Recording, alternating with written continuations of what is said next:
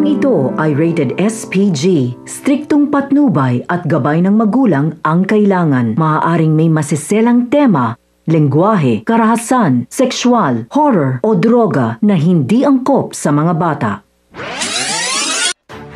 Mga kapamilya, ang mga dapat nating abangan sa FPJ's Batang Quiapo. Sasakyan nga ni Tanggol ang paandar ni Celso upang hindi umano magbago ang pakikitungo sa kanila ni Celso at makakalaya pa din sila.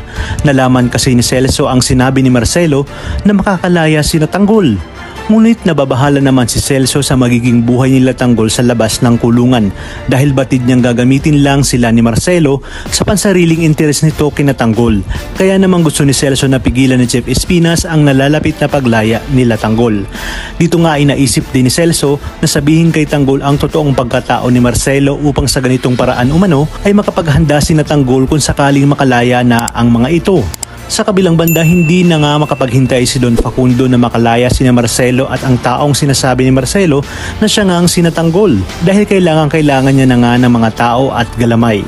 Maya-maya pa palihim na kinausap ni Celso si Tanggol upang hindi sila makita ni Marcelo at sa kanilang pag-uusap ay sinabi ni Celso kay Tanggol ang gusto niyang mangyari at huwag umano silang magtitiwala kay Marcelo. Sinabi ni Celso na kilala niya ang buong pagkatao ni Marcelo simula pa noon.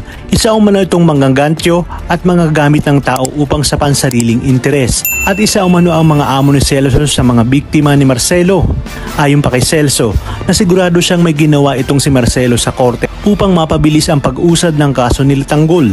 At ito umano ang gagamitin ni Marcelo na bala upang mabaon sa utang na loob itong sinatanggol at mapipilitan silang sundin ang mga ipinapagawa ni Marcelo. Dagdag pa nga ni Marcelo ang ginawa nito sa kanyang amo at ang naging bunga nito. Hindi naman sinabi ni Celso na ito nga ay si Olga at ang anak nito ay si Bubbles. Ngunit ganun pa man ay alam ni Tanggol na si Bubbles ang tinutukoy ni Celso. Kaya naman diretsahang tinanong ni Tanggol itong si Mayor Celso.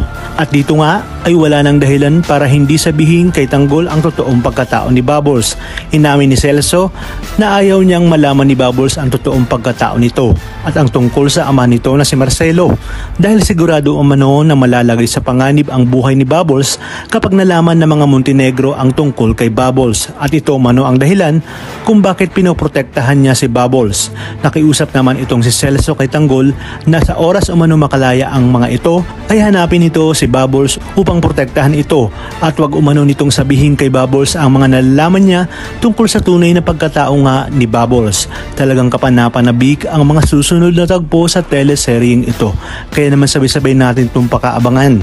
At kung bago ka pa lamang sa akin channel ay sana huwag kalimutang mag-like at subscribe. Pinutin ang notification bell para updated kayo palagi. Maraming salamat sa inyong panonood at hanggang sa muli mga kapamilya.